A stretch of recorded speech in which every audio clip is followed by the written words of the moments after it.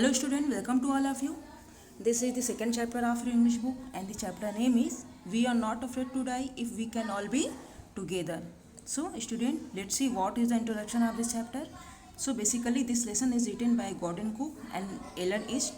The story is about a 37 years old businessman who is the narrator of the story also. He has a wife named Mary and two children, Jonathan aged 6, Suzanne aged 7. He and his wife both dream of a voyage around the world on their ship Wave Walker, which is a 23-meter long, 30-ton wooden hull just like that of the famous Captain James Cook. The whole family started sailing from the Plymouth, England on July 1976. The initial phase of the 3 years long journey was from Africa to Cape Town. It was pleasant. While heading east along with two newly hired crewmen, strong waves hit them and their survival became a question. The story tells us about how they fought each day and survived till the end.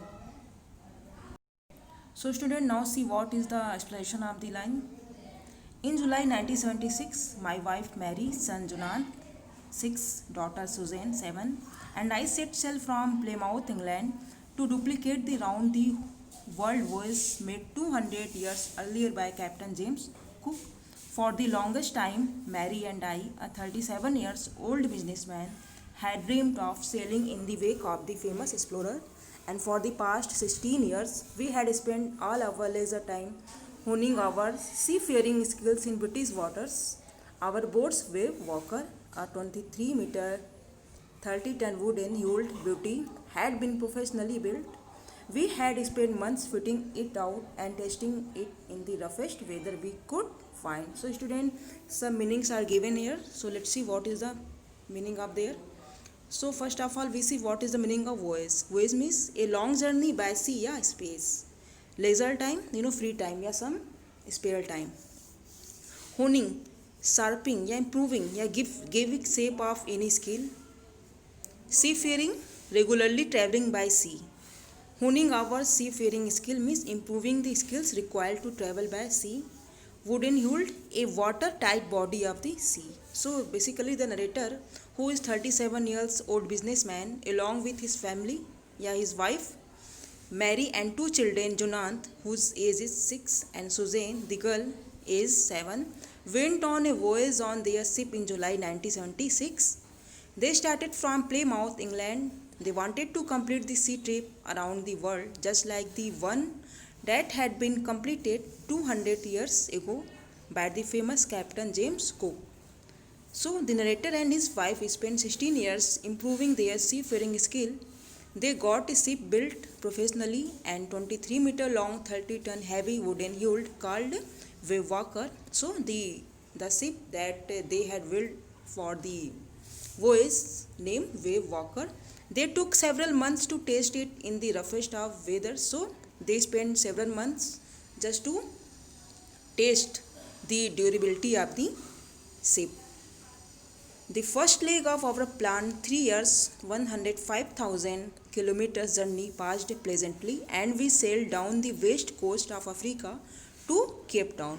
There, before heading east, we took on two crewmen, American Larry Wiesel and Swiss Herb Segeler, to help us tackle one of the world's roughest sea, the Southern Indian Ocean. So these lines we can knew that the voyage was taken over the Indian Ocean.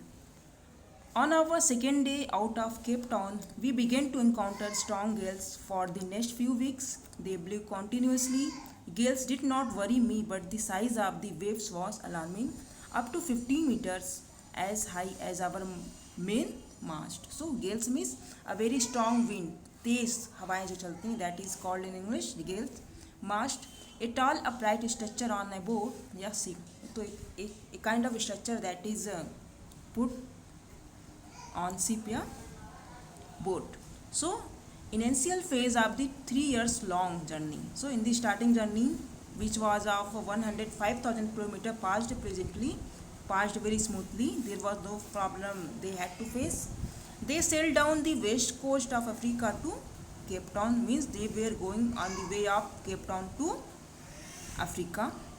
The narrator hired two crewmen before heading towards the east to tackle the roughest sea. So before going to east, they hired two assistants along with them.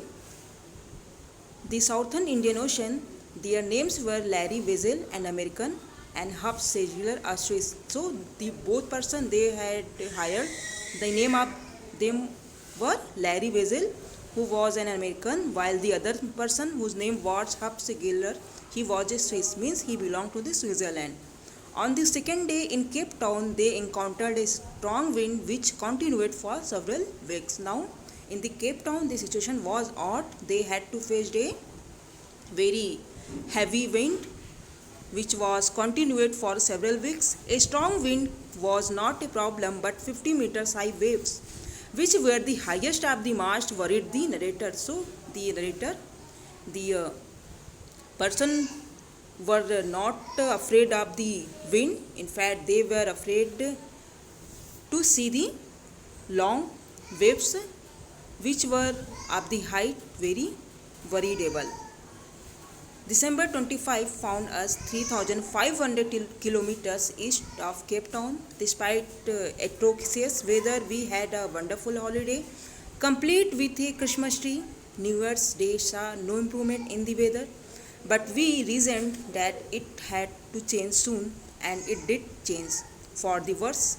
At dawn on January 2nd, the waves were gigantic. We were sailing with only a small storm zip and were still making 8 knots. As the ship rose to top of which wave we could see endless enormous seas rolling towards us, and the screaming of the wind and spray was painful to the ears. To slow the boat down, we dropped the storm zip and lashed a heavy mooring rope in a loop across the stern.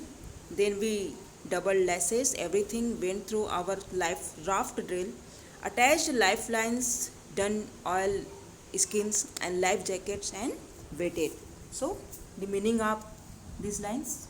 First of all, what is the meaning of atrocious? Means a bad, very poor quality. Gigantic, huge, a very big size. Zip means a triangular stay sail set forward the mast in the ship. Knots, a kind of a unit of speed equal to 1 nautical miles per hour, used especially of ship, aircraft, या winds. Enormous, a very large in size. Lashed, a hit with a lot of force. Mooring, a ropes, chains या anchors by or to which a boat, ship या bow is moored. Loop, a shape produced that bends round and crosses. Stern, the back part of the ship या boat. Oil skins, heavy cotton cloth, waterproofed with oil. So, on December 25, they had traveled 3,500 kilometers east of Cape Town. Means on December 25, they had covered 3,500 distance. They celebrated Christmas together despite the bad weather. Now, Christmas was near, and it was the Christmas day also, and they celebrated it in spite of the bad situation. The weather remained the small till New Year's Day, but they hope for it to change soon. Although the weather were continuously the same, and they were expected that it will be changed so soon, because the New Year was also so near. The weather conditions worsened on the early morning of January 2nd. The waves were very huge. They were sailing with a small storm zip at a speed of 8 knots. When the ship was sailing with the huge waves, they could see the huge sea in front of them. The noise of the waves and strong winds was painful for the ears. They dropped the storm zip to slow down the ship and hit a heavy mooring rope across the back part of the ship in a loop.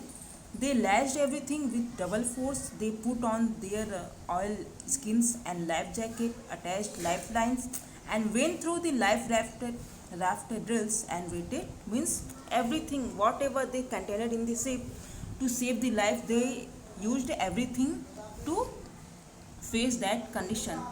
The first indication of impending disaster came at about 6 p.m. With an ominous silence, the wind dropped and the sky immediately grew dark. Then came a growing roar and an enormous cloud towards after the ship. With horror, I realized that it was not a cloud but a wave like no other I had ever seen. It appeared perfectly vertical and almost twice the height of the other waves with a frightful breaking crest. Means impending is about to happen. Ominous silence, unpleasant yeah threatening silence.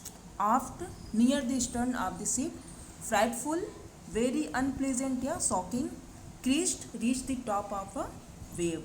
So around 6 p.m. an unpleasant silence rolled over. It was an indication of a disaster which was about to happen. The wind suddenly dropped and the sky was darker and with heavy clouds. A huge cloud was coming towards the stern of the ship, but later the narrator realized it was a huge wave. The wave was perfectly vertical and it was twice the height of the previous waves. They saw with the top of the wave looking unpleasant due to its height. The roar increased to a thunder as the stern moved up the face of the wave, and for a moment I thought we might ride over it. But then a tremendous explosion shook the decks, a torrent of green and white water broke over the ship. My head smashed into the wheel, and I was aware of flying overboard and sinking below the waves. I accepted my approaching death as I was losing consciousness. I felt quite peacefully. So tremendous means very great in amount. Shock, past tense of shake means to shake something. Deck, a floor of the ship. Torrent, a fast moving storm of water. Smashed means shattered, yeah, violently broken. So the thunder increased and the wave moved this stern up. They thought that it would not do any other damage, but a huge explosion vibrated the decks. A strong moving storm of green and white water broken over the ship. The narrator's head smashed in the wheel of the ship. He flew overboard and sank below the waves. He accepted that his death was approaching and started losing consciousness. He felt quite peacefully, means he had totally expected that they are near to death, but he felt quite peacefully now. Unexpected, my head popped out of the water a few meters away.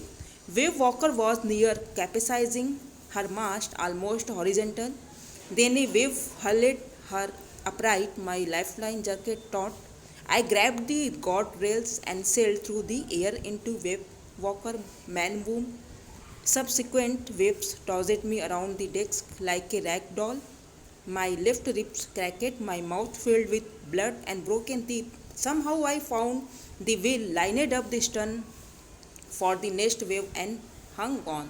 Means they had faced very difficult situation. In fact, their ship had turned it up and there was water everywhere. In fact, the narrator's head also smashed by something and water everywhere. I could feel that the ship had water blue, means the ship had turned it over. But I dared not abandon the wheel to investigate, and he has not any dare to investigate where all the things had kept. Suddenly, the front hatch was thrown open, and Mary appeared. We are sinking, she screamed. The decks are smashed. We are full of water. Take the wheel, I shouted as they scrambled for the hatch. So, when they were facing this situation, the door of the ship suddenly opened and Mary appeared and she was saying, "We all are sinking, हम सब डूब रहे हैं." In fact, she was crying. The decks are smashed. Taste has been totally scattered. We are full of water. We are sinking now. Water is everywhere. There is nothing that is appeared in this situation. Take the wheel, I shouted. At that time, the writer shouted, "Please take the wheel." The narrator head popped out of the water. The ship was about to overturn, but a wave turned her upright. His lifeline jacket was stretched. He grabbed the guard rails and sailed to the ship main pole. The wave tossed him around the decks. He was injured as his left ribs cracked, his mouth filled with blood, and he had broken tooth. He found the wheel, lined the stern for the next wave, and waited there was water everywhere. The narrator could feel water below the ship, but he did not leave the wheel alone. Suddenly, the front door opened and his wife Mary came screaming, "Dad, there we are sinking," she said. "The decks are smashed. We are full of water." The narrator handed her the wheel and climbed toward the door.